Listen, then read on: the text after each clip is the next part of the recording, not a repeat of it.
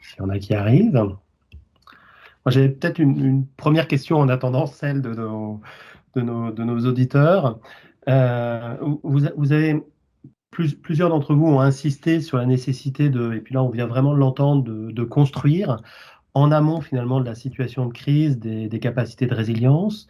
Vous avez parlé de construire une culture, vous avez parlé de construire une organisation, euh, comment on maintient finalement la capacité de résilience d'un système qui a été construit avant la crise. Comment on fait en sorte qu'il reste résilient? Comment on évite qu'il se routinise finalement?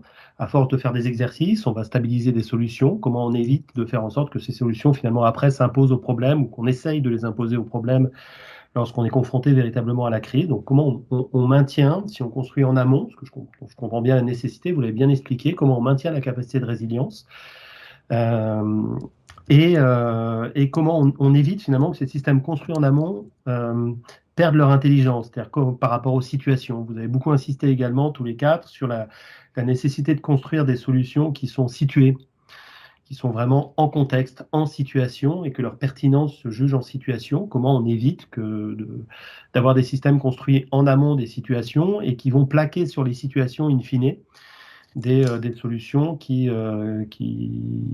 auront été construites ex ante, quoi. Comment, en anticipant, on maintient malgré tout une capacité d'invention de solutions innovantes et dont on a bien compris qu'elle n'était pas que la pertinence se jugeait en situation. Je ne sais pas si ma question est claire, mais si quelqu'un est volontaire pour essayer d'y répondre.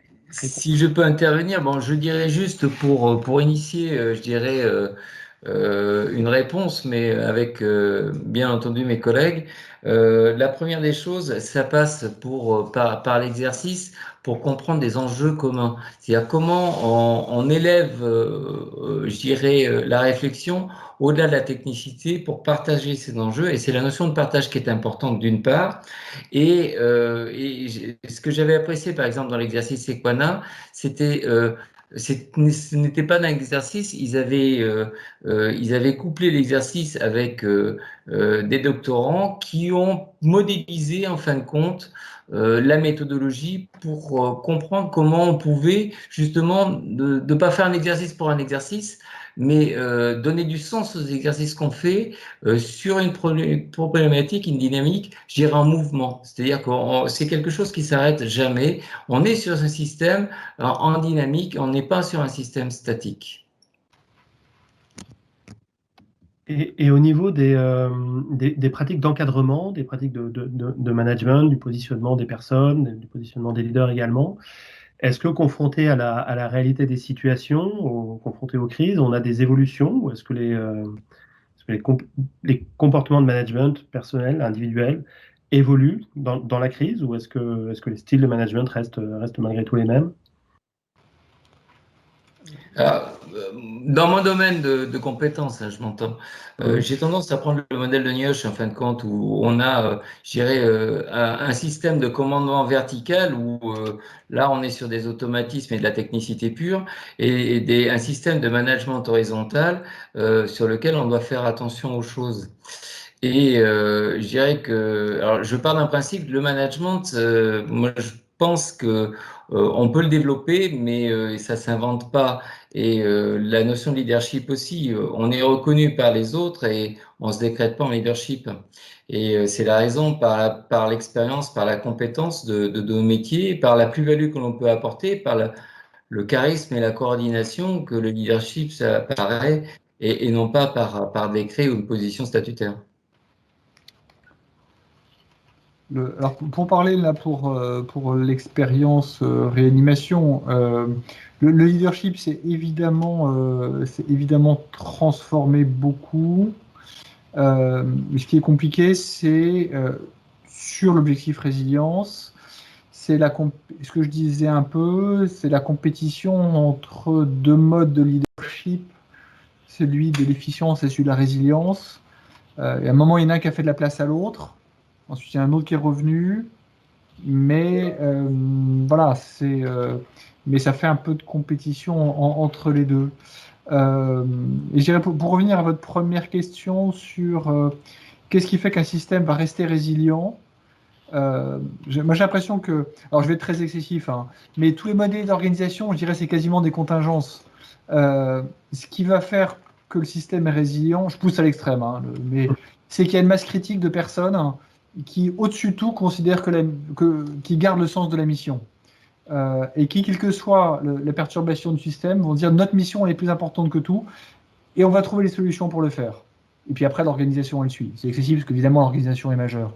Mais c'est pour surtout dire qu'au sommet de tout ce qui va garder de la résilience du système, moi, c'est ma perception, c'est les hommes et les femmes qui vont toujours garder le sens de la mission au-dessus de leurs autres besoins du moment et au sommet de leurs valeurs. Et dans des systèmes comme les systèmes hospitaliers, la place du médecin dans les services, la place du chef de service, du patron est bien évidemment extrêmement importante. Pour faire le parallèle avec les systèmes, comment on maintient est-ce qu'il n'y a pas un risque de voir le leadership finalement qui là s'appuie vraiment sur l'expertise et en même temps sur le statut, est-ce qu'il y avait une tentation de prendre le contrôle du fonctionnement organisationnel et de finalement ne plus faire appel au collectif dont on a bien vu dans les différentes interventions qu'il était défini comme étant crucial pour faire émerger par la mise en discussion, par la cognition collective, la cognition partagée, des solutions en situation qui soient adaptées aux situations. Est-ce qu'il n'y a pas le risque que l'expert, à un moment donné, prenne le contrôle et impose sa vision du problème et donc sa solution? Non, oui, c'est un risque. Mais en fait, c'est un risque qui est une perversion du système, puisque personne n'est expert de tous les métiers, notamment voilà, dans le domaine du soin infirmier. Il y a une expertise, une compétence que les médecins n'ont pas, qui fait l'objet maintenant d'un vaste champ de recherche.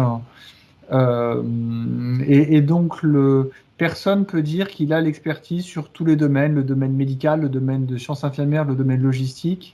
Donc, le médecin peut essayer d'imposer les choses parce qu'il a souvent la perception qu'il est tout puissant et qu'il sait tout sur tout.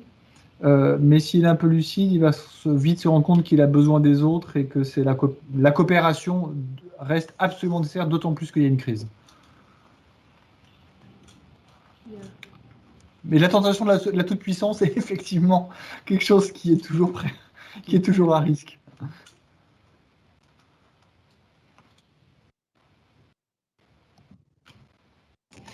I wonder if I could jump in on the first question, and can I be heard? Yes, okay. I would agree with what Nicholas just said regarding the tendency, or how to prevent the tendency for certain dominant players to take control during a crisis. It's probably very tempting when you're anxious to try to solve all the problems yourself, but I totally agree with this, being reminded of the interdependence and the fact that no matter how smart you are, you don't have all the relevant information. No one person in a complex crisis can possibly have all the relevant information. So I think that's excellent. I wanted to go back to that first question regarding how to prepare for crisis. I thought it was really thought-provoking. I agree about the idea of practicing in normal times and the other solutions that people suggested. Given that my solution for resilience was both relationships and structures, I wanted to respond from that perspective. So the relationships and structures actually need to be built and designed with flexibility in mind, particularly flexibility with respect to who can be included as needed. Right. So the nice thing about networks is they can be expanded to include relevant stakeholders at the moment when they are needed, and even the structures themselves. So shared accountability, we may have a structure for shared accountability among some players, maybe within the ICU, but if we have a crisis and we now need to be partnering every day with the medical unit, we may need to expand what we mean by shared accountability and expand that structure.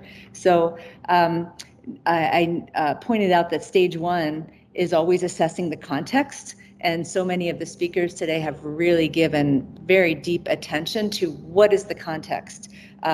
And that means assessing what are the coordination challenges, what are the performance pressures, who are the specific stakeholders that we need in order to respond to those challenges.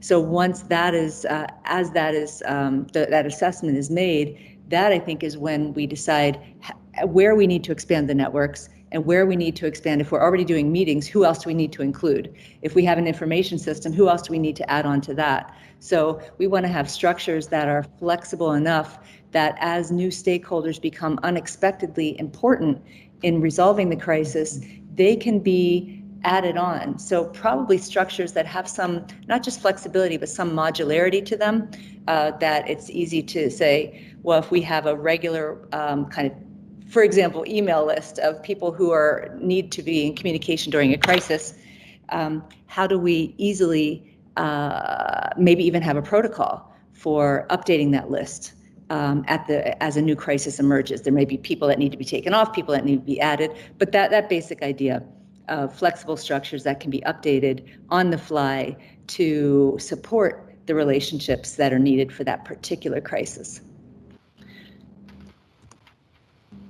Oui, Olivier Grimaud, je suis désolé, ma caméra a craché.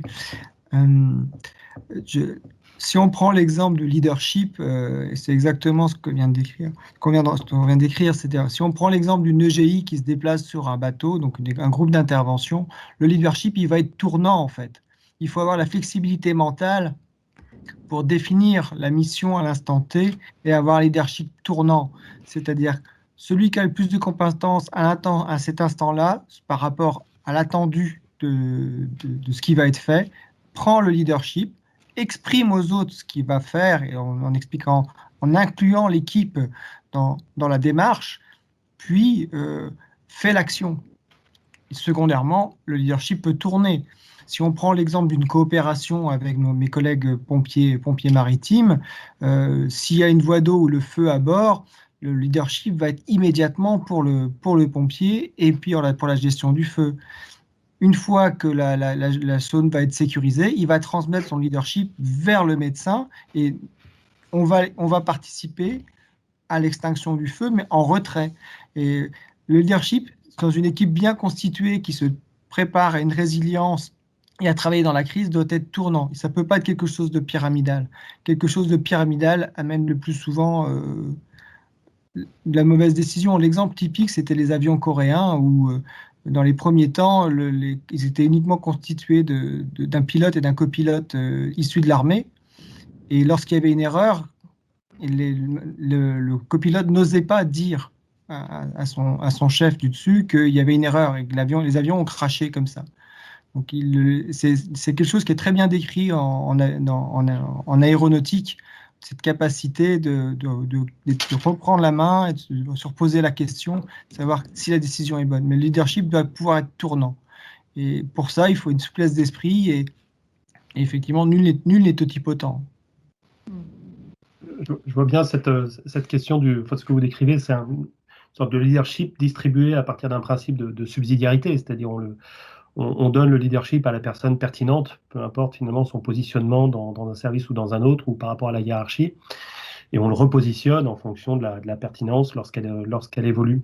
La question, mais ça rejoint ce que disait le professeur Guittel, qui est que comment on intègre des personnes extérieures et qui n'ont pas forcément cette culture, et je pense à l'intervention sur les accidents, un préfet, par exemple, n'a pas forcément cette culture. Lui est plutôt dans une logique hiérarchique et pyramidale. Et donc, s'il doit rentrer dans un système qui est résilient parce qu'il est conçu comme ça, il risque d'être un élément perturbateur parce qu'il est dans une culture de fonctionnement qui n'est absolument pas celle-là.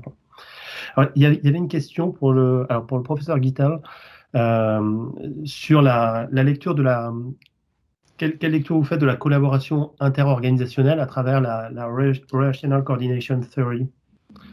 And who was that for? For you. For me? Yeah. So specifically, how to extend coordination to across organizations?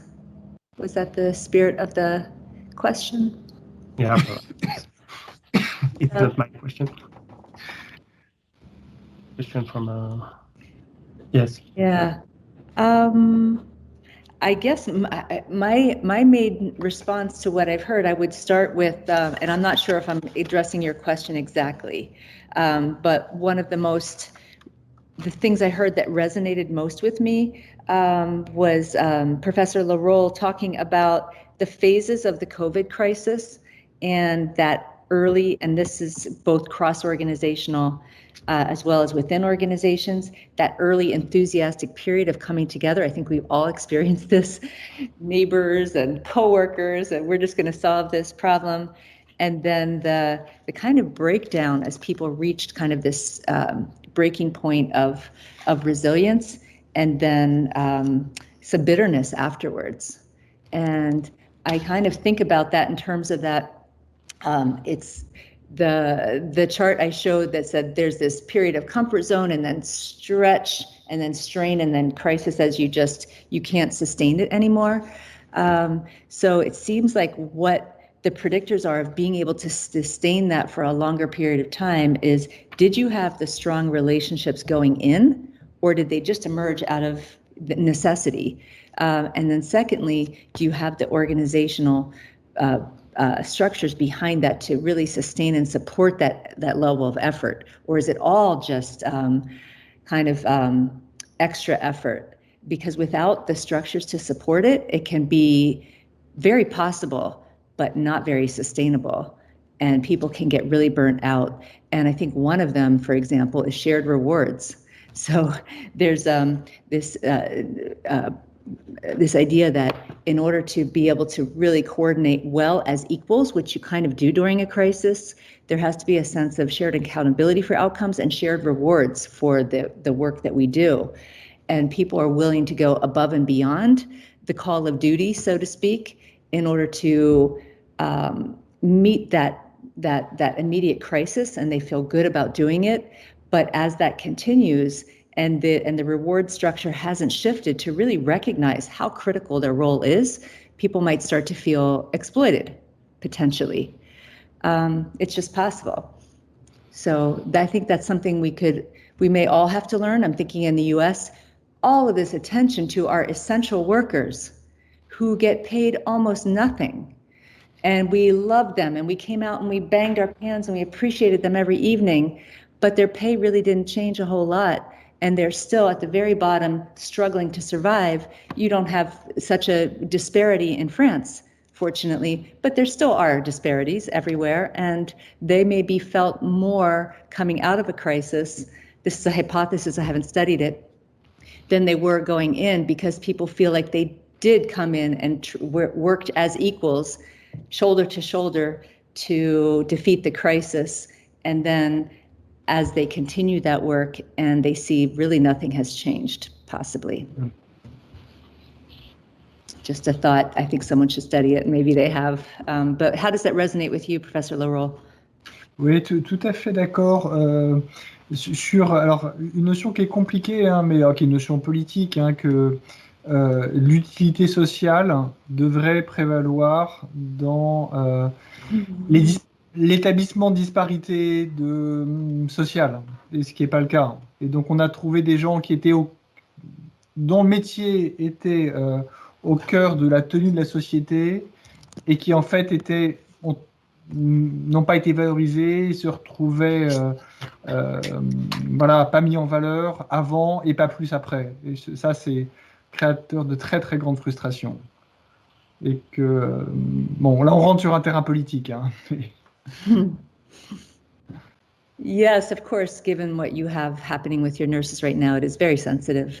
So I just think it could be more widespread, but your example was just very, very powerful. Comment on peut aborder, peut-être à partir de la théorie de la coordination relationnelle, la collaboration, mais cette fois-ci à un niveau interorganisationnel. On a vu dans plusieurs cas que la question se posait, hein, et qu'il y avait des organisations très différentes qui pouvaient intervenir dans la gestion de la crise. Quels sont un peu les enjeux de cette collaboration interorganisationnelle?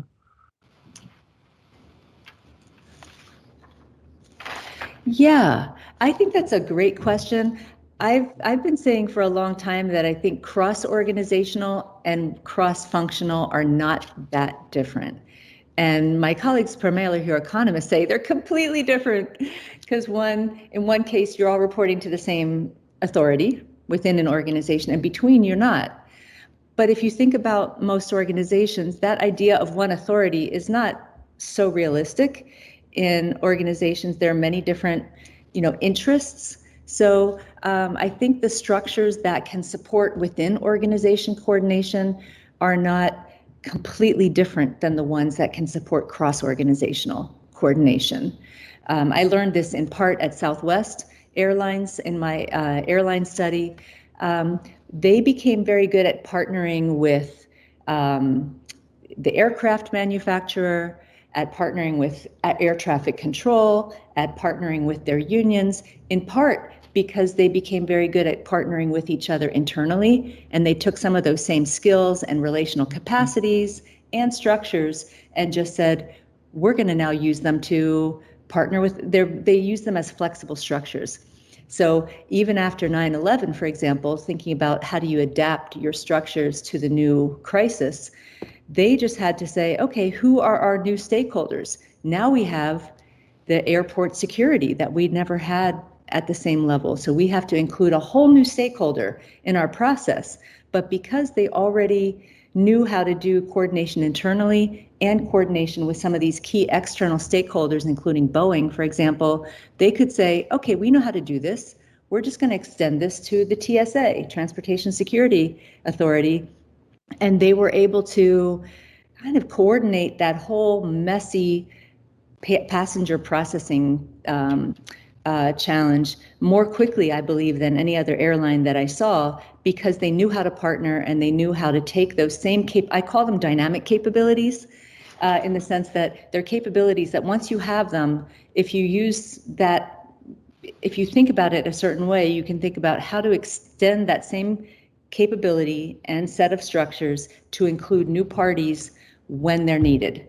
So I do think that there are some important differences between the within and between organizational coordination, but I'm so intrigued by the similarities.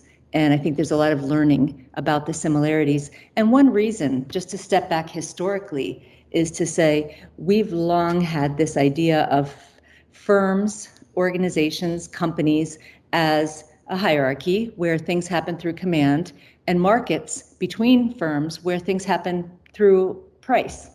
You coordinate through price, you coordinate through authority. But I think that is disappearing, and that what is taking its place is coordination through relationships, networks of relationships, both within and between. So in a sense, the coordination as it is evolving is more and more similar within and between, in part because networks are replacing both hierarchies and markets. But that structures are really necessary to avoid those relationships becoming, those networks becoming networks of domination. Because left on their own, networks can be very easily dominated by Amazon or Google or whoever, very easily dominated. So we really need to evolve our structures to make sure that the networks do not become so easily dominated by the powerful, and can remain as equitable as we need them to be. Yeah. Thank you for that question. Once I understood it, it was very interesting. Dans le schéma que vous nous avez montré sur les compagnies aériennes, avec la droite de régulation qui sont positionnées, il y a une des compagnies, vous l'avez souligné, je ne sais plus si c'est United, qui se retrouve à 3 niveaux complètement différents. Qu'est-ce qui explique qu'une entreprise de ce type-là soit pas capable de partager les bonnes pratiques et de transférer ces compétences de résilience et d'efficacité d'un endroit à l'autre? Yeah, well, there's a specific story about United that I'll mention in a moment, but think about a hospital. This is so normal. You might have a pediatrics department that's really super good at coordination, and an emergency department that's pretty good at coordination, and possibly a surgical department that's not. So that variation within a firm is not so unusual. And if you think about airlines that are carrying out their operations across the country and around the world, it's not surprising, but I think it still is, yeah, and maybe it's more evidence that firms are more networks than they are hierarchies. If they were hierarchies, everyone would be doing the same thing. But because they're networks and there's enough autonomy in different parts of the network, all that learning has to be transferred. And I think the incredibly important question that you're asking is, how do you do that? So, and one of the ways I saw Southwest doing it, when they would recognize, oh my gosh, Phoenix is really good at the human resource, how to bring people on board and keep them on board, or they just developed a really excellent process for boarding passengers onto the plane. So once they recognized that and that they saw it with their performance numbers, station managers from the others would go visit and say, how are you doing this? So I guess part of the question is, how do we develop enough of a culture of curiosity and learning that when an innovation happens somewhere in our organization, we all want to go visit and learn how they're doing it. I think that's, and often it's more like, I don't want to even recognize that they're better than me, let alone go visit and ask how they're doing it. Part of that could be a kind of the old accountability system that makes the different parts of the organization competing with each other for recognition, rather than we all benefit if we're all doing well. It might be that the old kind of functional accountability, or competitive accountability, that makes it hard to recognize when another part of the organization is doing better, a leader in another area, and go visit and say, how are you doing that? I'm so impressed. Yeah, any thoughts? Do you think that might be the reason for that lack of learning across? The fact that those managers might be competing for a promotion? Yeah. They may not want to learn from their colleagues because they feel threatened by their success, possibly. Yeah, I don't think we completely know. There could be various reasons, but it is a lack of organizational learning to be resilient. And the only ways that I've seen it work, and I saw this also at a Midwestern hospital, is what they called creating a culture of positive deviance, where you're focusing a lot of the organizational attention on what's going well and celebrating that, rather than focusing on who's doing poorly and focusing on that. Obviously, you need to pay attention to both, but I think we tend to underappreciate the excellence in an organization that might make people strive to become excellent and to learn from their colleagues who are doing something better than they are. So building a culture of positive deviance, and maybe role modeled by the CEO or the mayor, to say, wow, look what they did in the ICU in the last 6 months. Can you please hold an open house so we can all come and learn about it? That kind of thing. Maybe simple.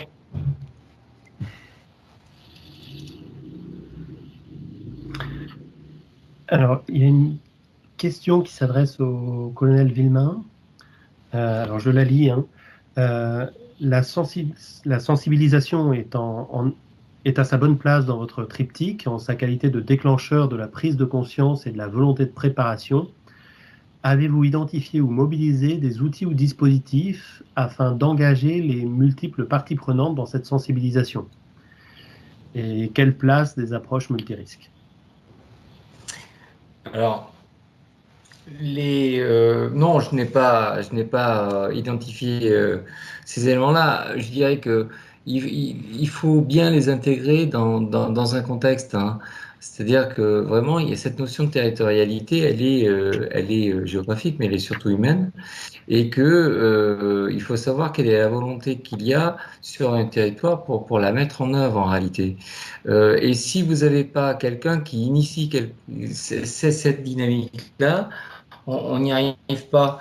Parce que c'est pour ça que je parlais d'idéal pour la construction, en fin de compte, de la construction de la culture. Cette notion de culture me paraît très très importante, parce qu'il y a dans un premier temps, il y a la prise de conscience, donc de l'élu. Deuxièmement, il y a sa volonté, et une fois qu'il a bien compris, ce qui n'est pas toujours le cas, d'initier une dynamique interne, mais qui peut être une dynamique simple. C'est comment je vais mettre au sein d'un territoire en possibilité, avec une approche économique peut-être de gratuité, des personnes pour les aider à se former. Moi, je prends par exemple l'exemple du secourisme. Comment je vais aider les gens à se former sur un territoire pour que, en réalité, on soit sur des notions un peu de fractales, c'est-à-dire qu'on peut on initie quelque chose qui puisse se développer et rayonner sur un territoire. Et c'est après comment j'entretiens ce rayonnement et combien je vérifie que ce rayonnement est bien fait pour créer des dynamiques de territoire et des dynamiques transversales. Pour qu'en réalité, la culture passera par l'autonomie, mais l'autonomie du groupe et non pas l'autonomie de l'individu. Or, aujourd'hui, les territoires sont construits sur des individualités. Il faut construire, en fin de compte, des groupes, et les groupes qui deviennent autonomes. Ça peut être le cas d'une inondation, ça peut être le cas d'un tremblement de terre, ça peut être le cas d'une opération de grande envergure, où, en fin de compte, on va être solidaire.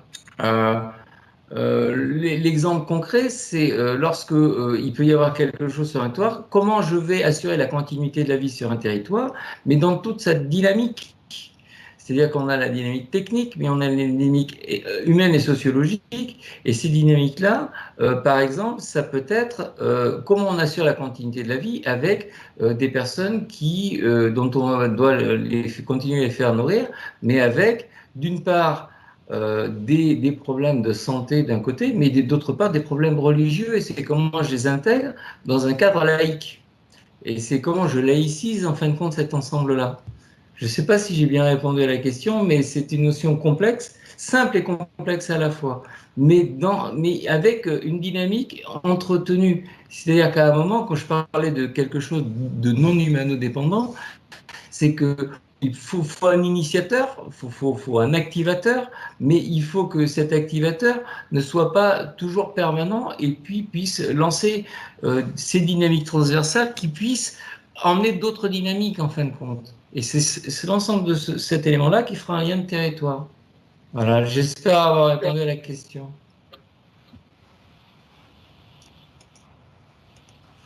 Merci beaucoup. Est-ce qu'il y a des réactions des autres intervenants?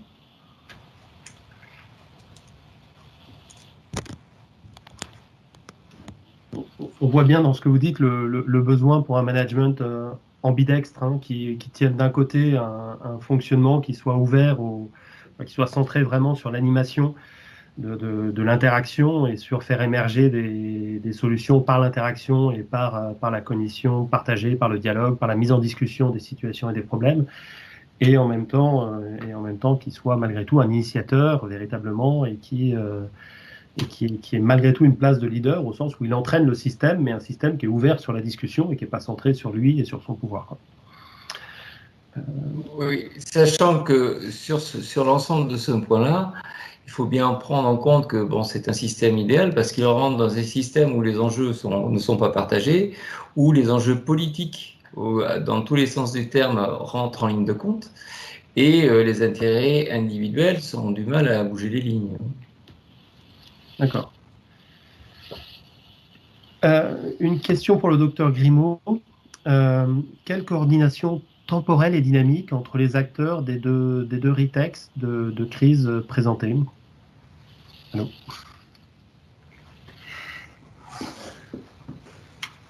Docteur Grimaud? Oui, alors c'est Thibaut de la régie. Il est parti, monsieur Grimaud. Ok. Mais on retrouve en fait dans cette question la question de la dynamique un peu temporelle entre les événements qui succèdent et comment à la fois on maintient un système et en même temps un système qui continue à apprendre. Alors écoutez, on arrive au bout du temps. Je ne sais pas si vous avez des éléments un peu supplémentaires que vous souhaitez ajouter? Un peu sur forme conclusif pour vos interventions? C'est pas obligatoire. Yeah. Yeah, I mean, this is really just pointing to Patrick Villeman's remarks about the leadership that he exercised during a crisis. And I'll just do a couple of quotes because it struck me. I started by doing nothing. Listening to everyone enabled me to take a human approach. There was a lack of understanding between stakeholders. My role became helping and facilitating. We built this leadership together. That to me sounds like relational leadership as it is exercised in a time of crisis, and I think it's essential for a crisis response. So thank you for that very first-hand description of your role. I appreciated it. Merci. Moi, je ne peux que remercier tous les orateurs. Les débats sont vraiment passionnants. Je crois qu'il y a beaucoup de matière à travailler parce que je crois que dans nos rôles respectifs là, de leader qu'on est là autour de la table, on voit bien qu'on se construit en permanence en fait, hein, et que voilà, la légitimité vient quand même rendre les choses un peu plus faciles, un peu plus. Ça apprend à être fragile. Hein. C'est voilà, une des leçons de ce matin que j'ai beaucoup apprécié de l'intervention du capitaine de vaisseau RIB. Voilà, on est tous dans une construction permanente et c'est ça qui est aussi fascinant. Et voilà, c'est cette fascination qui permet aussi d'envie de continuer à durer, de trouver toujours des solutions et de pas s'arrêter en fait, dans la résilience. Great. Donc, une posture Moi, de- je dirais un grand merci pour la qualité. Excusez-moi. Un grand merci pour la qualité des interventions. Je dirais que bon, je vous ai essayé de vous faire partager l'expérience, mais je me suis réellement enrichi de la qualité des conférences de tous et de toutes. Et un grand merci à vous tous.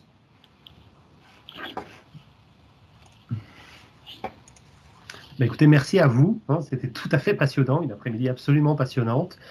Voilà, donc on arrive au terme de ces 2 journées qui ont donné lieu à des interventions et des débats qui ont été extrêmement enrichissants, qui dessinent un vrai programme de recherche pour la chaire résilience et leadership qui va continuer à travailler sur le domaine médical, notamment en lien avec le CHU d'Angers, sans doute avec le CHU de Brest, et puis il y a d'autres pistes également, qui va également continuer à explorer le monde de la marine, hein, puisque au-delà des terrains militaires, il y a également les terrains de la marine marchande qui commencent également à s'ouvrir.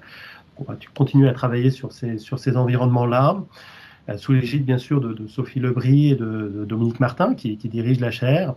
Un grand merci à tous ceux qui ont participé donc à ces journées et qui ont bien sûr organisé, avec une pensée un peu particulière pour Ayou Laouni qui a fait un très très gros travail de préparation et également d'animation lors de ces 2 jours. Et donc vraiment un grand merci à tout le monde et sans doute à au moins l'année prochaine pour continuer ce travail engagé. Thank you so much. Merci à tous. Say.